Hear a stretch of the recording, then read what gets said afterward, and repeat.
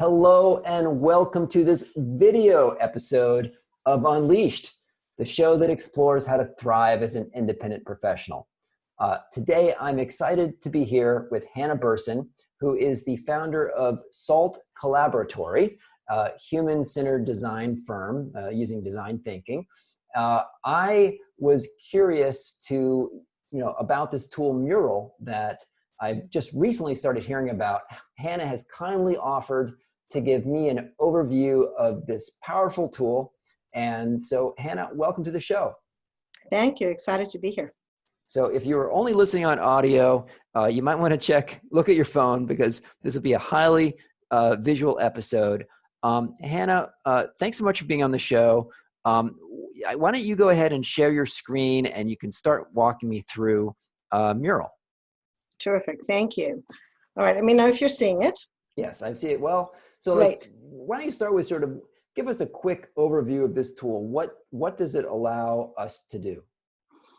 Well, it's designed to be a visual collaboration tool. So you'll see that a lot of it, as opposed to document sharing, is oriented around the visual aspects of the work. So think about it like a whiteboard that everybody can work on collaboratively, but in the digital space. And of course, with COVID and pandemic and all that, people are starting to explore it more and use it more. And I'm one of those. Okay. And it just gives us all the ability to do different kinds of work in this collaborative arena. Okay. So why don't you walk me through an example? Maybe you just create a new file, sure, or I guess you call it a new mural. Mm-hmm. Show me how that works. So when you create a new mural, everything is very intuitive and well thought through in terms of the design. So you'll see this opportunity to create a new mural. You'll click on that. And the first thing that will strike you is you can either create a blank mural where you will be designing and building it yourself, and we can look at that.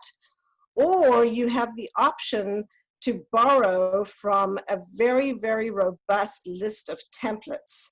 So regardless of your orientation, if you're a design thinking person, there's plenty of those. If you're a lean person, there's plenty of those. If you just do project management, there's plenty of those. So there's lots of these different types of templates. And actually what's neat about any one that you might choose is that they come with some explanations built in for how to use that template. So if you're exploring, there's ways to actually acquire new skills yourself as well. So we could pick a template and start with that, and we will look at a template in a minute. You can also start with a blank mural if you have, and I've started to do this as well because I no longer use PowerPoint. If I want to create something and I want to bring some text over, like a title, if I wanted to add some sticky notes, I could do that very easily. If I wanted to add some shapes, that's easy to do as well if I need some bullseyes or something like that. Mm-hmm, mm-hmm. Similarly, for any kind of icons, any kind of frameworks that I want to bring in. So because this mural is very flexible, and if you actually look at the size of the space, I'm just going to shrink it down, and you can even have bigger ones, you can get an enormous amount of content on one page if you don't want to have your client flipping through many pages. And they can very easily zoom in and out using this function at the bottom. Yeah, I love that. I love that.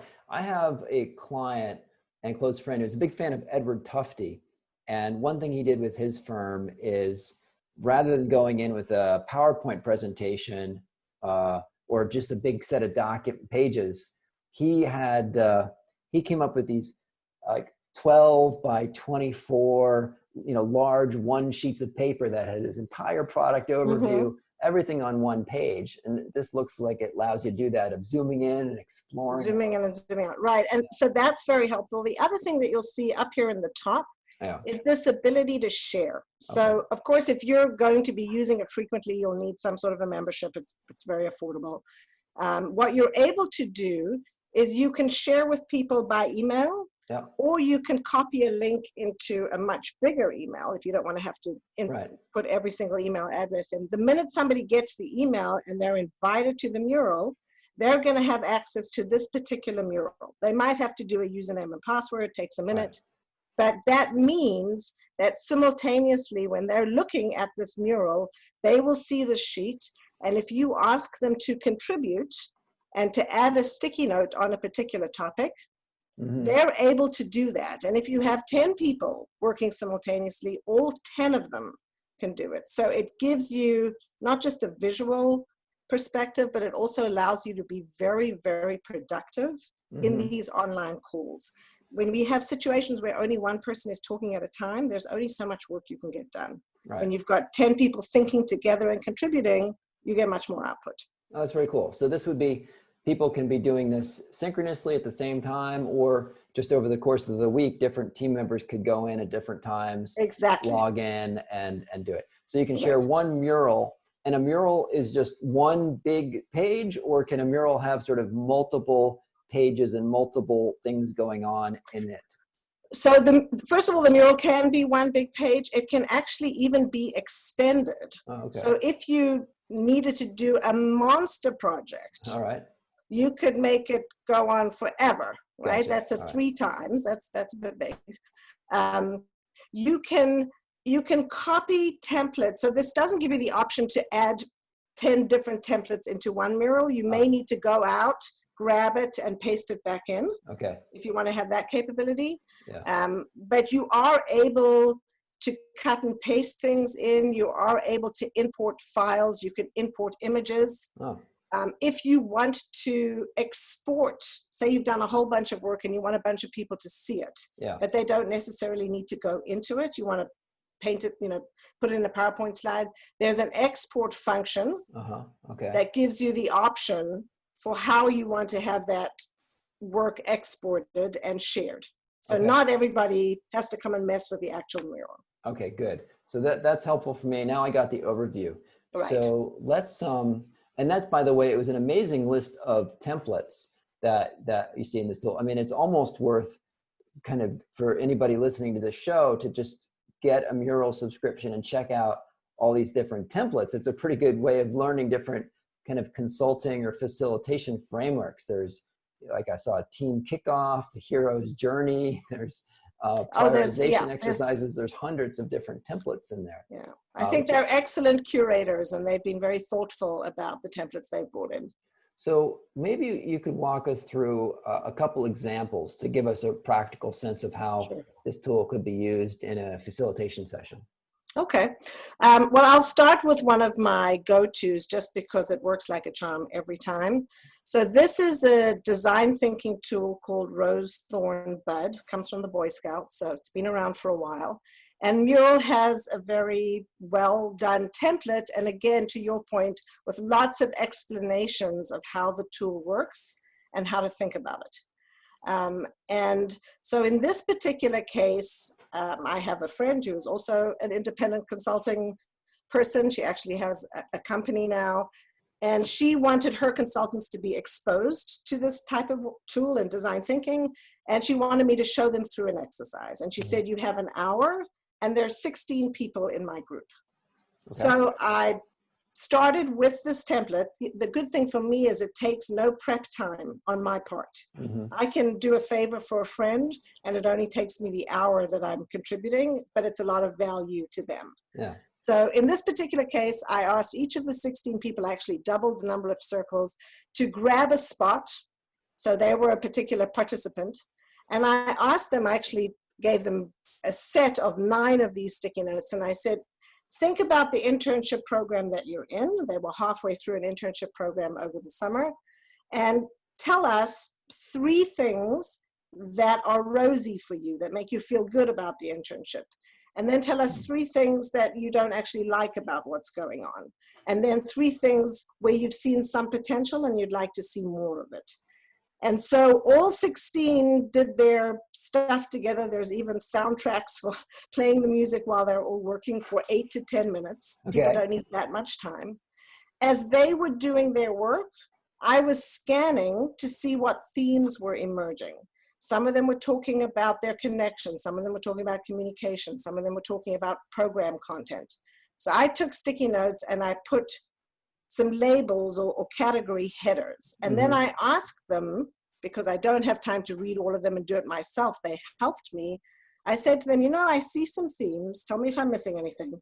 If you wrote something down about the content of the program, move your sticky note into the program content area. Okay. So then everybody is doing that together. Mm-hmm. And within a minute, we have our cluster. Got it. Show us how, if you were one of the attendees, how you could write a green sticky note and just sure. Just so I'm an attendee, that's fine. So I'm going to need to make it a bit bigger so I Yep. can see what I'm writing. And I'm going to say, I really like our weekly team huddles. That's working well for me. I wish we did more of them. Okay. Right? So everybody's writing it in their own voice. They're either doing full sentences or not. And then when that's done, they're going to be able to move that themselves into the cluster where it belongs. Got it. So we did all of that work and they clustered the items. Mm-hmm.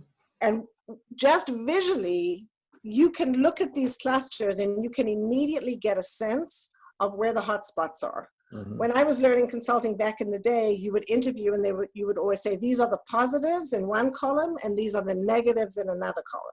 Yeah. And it turns out that life is more nuanced than that. And we need to be able to look at a category with the positive and the negative together. Yeah. And that's kind of hard for us in our binary way of thinking. But this allows us to see that communication is basically an issue, even though there are a few good things that were done. Mm-hmm.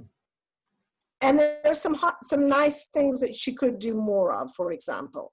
But what I like about this too is that when the person who needs this content leaves the meeting, they have real data points. They have real insights from people who they've been working with. Mm-hmm, mm-hmm. So the way we wrap this up typically is often the colors tell the story for us. Sometimes, though, you actually want to take a vote. You want to leave the room with an aligned perspective on what the group wants leadership to focus on first. Okay. So to do that, Mural has a voting function, cool. Which is up here. Yep. And so I would say to everybody in the room, let's start voting. I'm going to give you 3 votes. So you go ahead and vote. And say it were me, because I'm the only one who's active right now. I would say I think program content,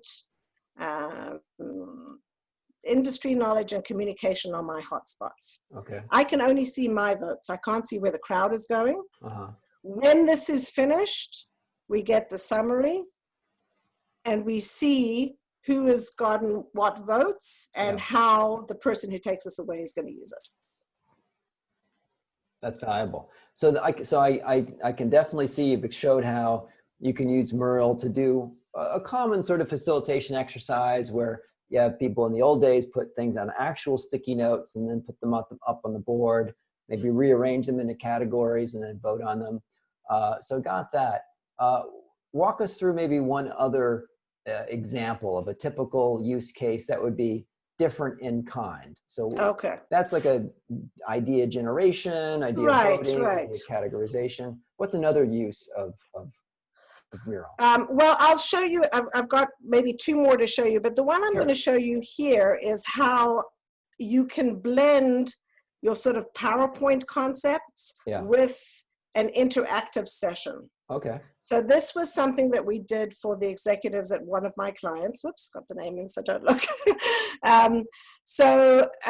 This particular client was thinking about how to build their strategy around a particular aspect of the business. So they've got their vision and mission, they've got their strategies, they've got the problem space they're working in, we're explaining to leadership, this is how we've come up with the areas we want to work in. There's a lot of design thinking work and murals that go behind all of this, but we didn't need to show that. We just needed to show where we'd landed. So that top part is, this is the summary of the work that we have and what we want you to know about why we're prioritizing certain areas. And then you're probably curious about what we're doing about it. So also in Mural, we built this project portfolio. We're using the tenets of design thinking, saying we know you need to understand, create, and deliver. And these projects are at different stages. Some projects started in delivery because you told us just to do it. And other projects you've told us to explore. Here's our portfolio. So that's a big brain dump. Obviously, we did it a little slower than that. And then we had executives from the different parts of the business in the room, and we wanted to engage them in this content. And so we asked them a question. We said, you've heard all of this. We're a little bit of an outlier in the type of work this company traditionally does. How would you help us from your area of work? What do you think, what are the questions we should be asking you when we come in for our 1 hour meeting? So if you're in sales, put the item that you think we should be focusing on closest to the middle of the circle. So sales says, oops, again, too much information, but sales says, you know, for example, you need to think about this, or you need to think about that. Similarly, the CEO had a perspective, the marketing folks had a perspective. So they did this exercise themselves quietly. And then we could abstract back and say, this is great content for how we can continue our conversations with you. And again, we have this opportunity of getting multiple people to contribute at the same time. So in a short amount of time, we come out with a lot of input. And the other thing is that it's a much more engaging way to work than just being on a call with PowerPoints. Yeah. So when we do these sessions, they tend to go a lot faster for people. And they all feel like it's a little bit fun to move your sticky note around. They all feel like they've been exposed to something new. I see. Okay. It seems to me like this is very much designed with the metaphor, the idea of if you were working together in the same room, these are the kinds of things that would be on the wall. And I guess thus the term mural or wall from Latin. So I suppose in some cases it might not be, so some of these are like very interactive, but maybe there's some that are more like you might want to have your overall project status on the wall so everybody can see it and people can move stuff, not so much a brainstorming session, but more of a, here's where we are in the project, here's the current issues list, here's the current critical path, those sorts of things. And there's and actually we're doing that on another client right now. We're sort of working with a mural to create project timelines. Okay. Gotcha. Right. So, you know, here's a template if you want to start moving things around, and they're giving you a little bit of a guide for how they think you should think about it. Yeah. You know, things that are completed versus to do. So what would you say is the best way for someone who's now excited by this podcast episode and wants to get into it? What's the best way for learning Mural? Do you think, is there some YouTube videos to watch, or is it really just dive in and start doing it, or is there a good overview course? What's the best way to get up to speed? And Mural actually does a good job of that themselves. Okay. So they have several videos that show you, and I actually keep looking for time so that I can learn more of the features. There's so much more beyond even what I use that they've made available. They also have something called a consulting network that I don't completely understand, but apparently I'm part of, which gives me access to the tool. So for example, when I go into my company, I have, you know, workspace members. I can let lots of different clients come in and work with me. So I sort of have a mega membership to it, which is something I think that can be explored. I'm not entirely sure how I got it, but I got it. So they definitely, you know, it's a global company that's working very actively in this space. So it's the capabilities are probably far more robust than I'm even exposing to you. Yeah, well, and there's that tab there right there that says learn. So I imagine that there's how to videos and so forth on exactly what is it, how does it work, all 19 articles. You'll have plenty of learning. All right, fantastic. And as you mentioned, there's this consultant option for Mural, where I imagine that they give you, I don't know what the pricing difference is on it, but probably Mural wants consultants to use it because consultants then go out and basically get clients to sign up for it. So for consultants and just, you know, listening to the show, when you go to mural.co, check out that consultant option for signing up. Yeah.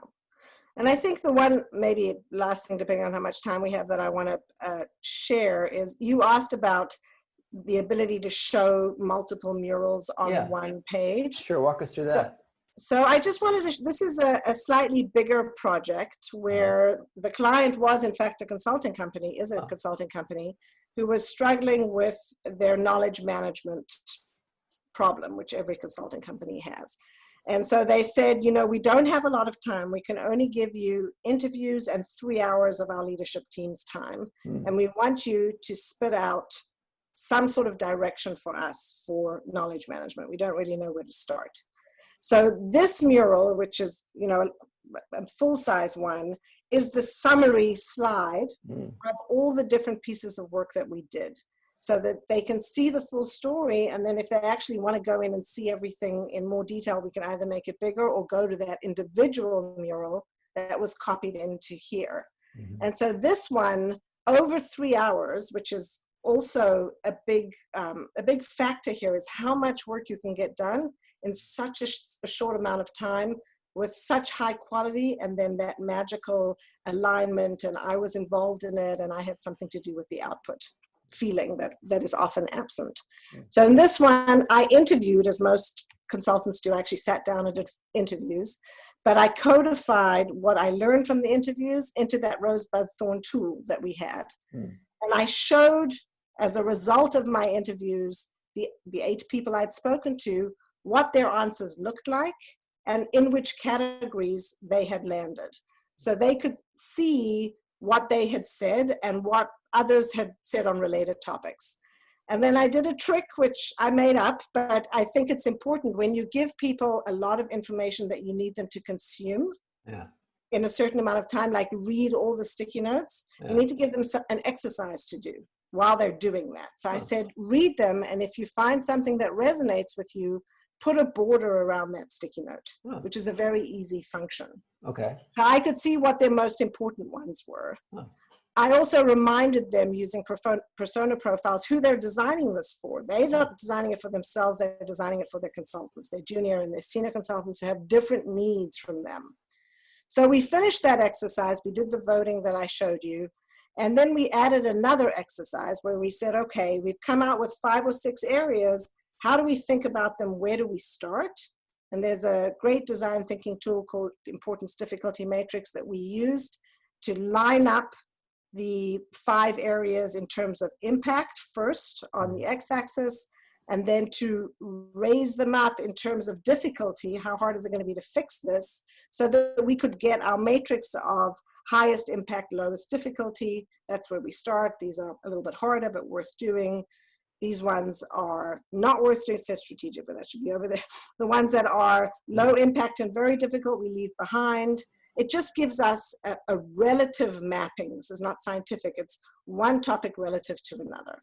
And with those, were you able to, was that done through some sort of voting process where people could? No, actually, thank you for asking. This is the one of the few opportunities where we encourage debate. So if we're lining them up based on the votes and somebody doesn't agree and thinks that one aspect has more impact than another, we want to hear that. That's productive discussion, and we land where we land, but that is an opportunity for people to chime in and say what they think. Yeah. Well, if you did want to use a voting tool for that, we showed earlier of like vote for your 3 highest priority ones. Is there also a tool where you could say, okay, we're going to go through each one of these and everybody vote, 1 through 5 to score this on some dimension. And then like it would average it for you and place it where you wanted it to go based on the average. It probably does, but I haven't used it yet or found it yet. But that's probably I think that this way of working as well is very directional. All the design thinking stuff is I just want to keep moving relative to what I was doing before in the right direction. But the one other challenge I had as not a pure design thinking consultant, but somebody who's done other consulting as well, is how do you integrate data and knowledge into this type of work? So now I know what the areas are. I also know that none of us are actually experts in knowledge management, but the internet is. And there's a lot of content about how to do it and what the definition should be. So I did some work on that, and I found some best practices and put them up in each of the categories. I said, if you want to know what they say about ownership, for example, they say drive knowledge management right from the top. You should know that. And then these are the ones with the boxes around them that you said were important. Now take it to the next level. and create your challenge statements using the how might we format, which is design thinking's favorite way of talking about things. Okay. And so here we have, here's where they landed. Here's your prioritization. Here's your how might we's. And we don't have to keep going, but basically there were a few more tools that we used. You can tell me if you want details, that Mural set up for us very easily. Yeah. So we could go from, these are your challenges, these are your ideas after brainstorming. You had too many, so let's refine them and come down to a lower number. And even with that lower number, we want a little bit more direction of where to start. Mm-hmm. And so you can, the one thing I've learned to say when you work in Mural or you do design thinking with clients is to tell them that it's going to feel uncomfortable and it's going to feel fast. Because they're not used to working at this pace. Yeah. But at the end of it, they come out with, a lot of output. A lot of output. There she goes. Having our CNN moment here. Exactly. She needs a charger for her device. Go, quick. Sorry. No, it's okay. It's okay. The human moment. That's awesome. Yeah. Okay. We have 100 chargers in the house. So I think it's, the pace is intense, and I do tend to push to get a lot out because I want to be able to show the arc. Yeah. And they are exhausted at the end. Maybe I do too much, but at the end of the 3 hours, they first of all have all this content. If they ever want to go back and look at all their challenge statements, they've got them. Yeah. Yeah. And it's very easily accessible and shareable. Okay. Very powerful. So I can see how this could be a really powerful to use on a workshop when you're trying to get work done, particularly virtually. So, if you were trying to do this in like a Google document or something, you could try to, hack something together, but this is much more fluid, much more visually appealing. So Hannah, if folks wanted to reach out to you or find out more about the work of your firm, we can include some links in the show notes and you can share them here. Where should people to go to find out more about what you do and to connect with you? Well, my company's name is SALT Collaboratory. The SALT is for all the places that I've lived in the world, like South Africa and Amsterdam and London and Toronto and Tel Aviv. But it's also because I really believe that the ability to work this way with people is critical to our success as consultants as the world progresses. I think when clients ask us a question and we think we need to sit in our office and answer it and bring them the answer, that time, in my opinion, is passing because we need more input and more diverse perspectives in the solutions that we put together. And we need to become masterful in how we pull that together and how we help clients really believe that it's their own idea. So they're going to move forward with it. So that's sort of the gist of what I do, using mostly design thinking, but other techniques as well. And you can reach me at hannah@saltcollaboratory.com or at the website, just SALT and then collaboratory, however you make it up.com. And I'm happy to chat to people and share my passion around this. Hannah, thank you so much. And we will include those links in the show notes. So Mural, mural.co. Check it out. It's a powerful tool. All of a sudden, I'm hearing lots of people using it. It's not totally new. They have 100 employees. They got a big round of funding in January before COVID hit. I think something like $13 million.